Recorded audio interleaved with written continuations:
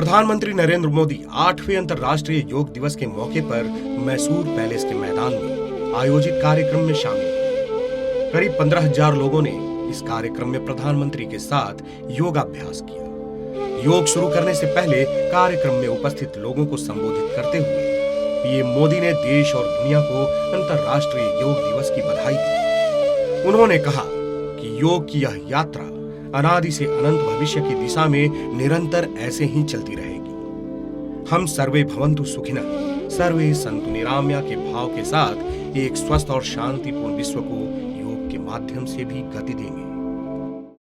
देश, द्वीप, महाद्वीप की सीमाओं से ऊपर योग दिवस का ये उत्साह, ये हमारी जीवटता का भी प्रमाण है।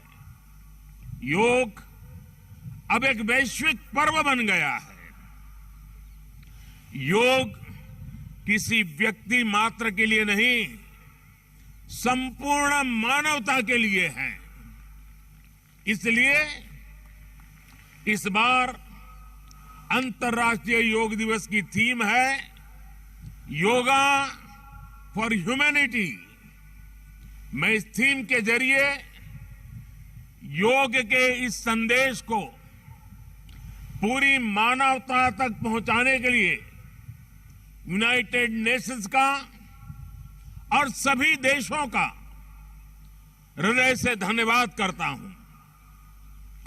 मैं दुनिया के सभी नागरिकों का भी सभी भारतीयों की तरफ से अभिनंदन करता हूं।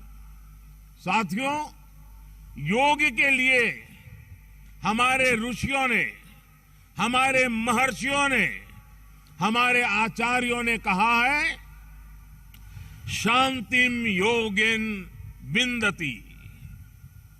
It means yoga bring peace for us. The peace from yoga is not only for individuals. Yoga brings peace to our society. Yoga brings peace to our nations and the world. And yoga brings peace to our universe. This might feel an extreme thought to someone, but our Indian sages have answered this with a simple mantra. Yat pinde tat brahmande. This whole universe starts from our own body and soul. The universe starts from us, and yoga makes us conscious of everything within us and builds a sense of awareness. It starts with self-awareness and proceeds to awareness of the world. When we become aware of ourselves and our world, we begin to spot things that need to be changed, both in ourselves and in the world. These may be individual lifestyle problems or global challenges like climate change and international conflicts. Yoga makes us conscious, competent, and compassionate towards these challenges. Millions of people with a common consciousness and consensus, millions of people with inner peace will create an environment of global peace. That's how yoga can connect the people. That's how yoga can connect the countries. And that's how yoga can become a problem solver for all of us.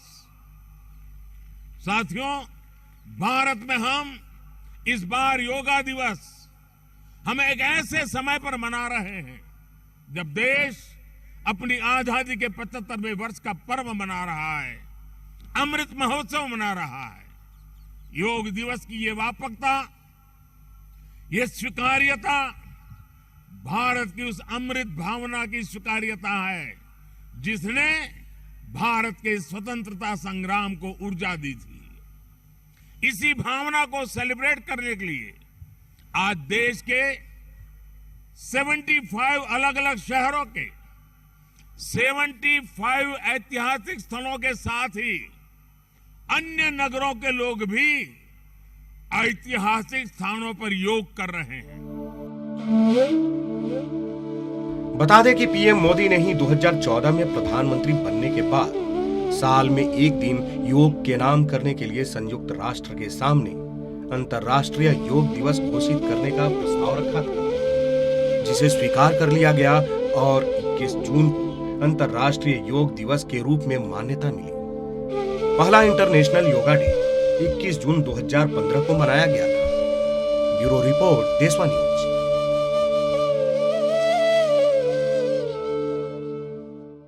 देशवा news पर video देखने के लिए like करें, subscribe करें, साथ ही bell icon दबाना न भूलें।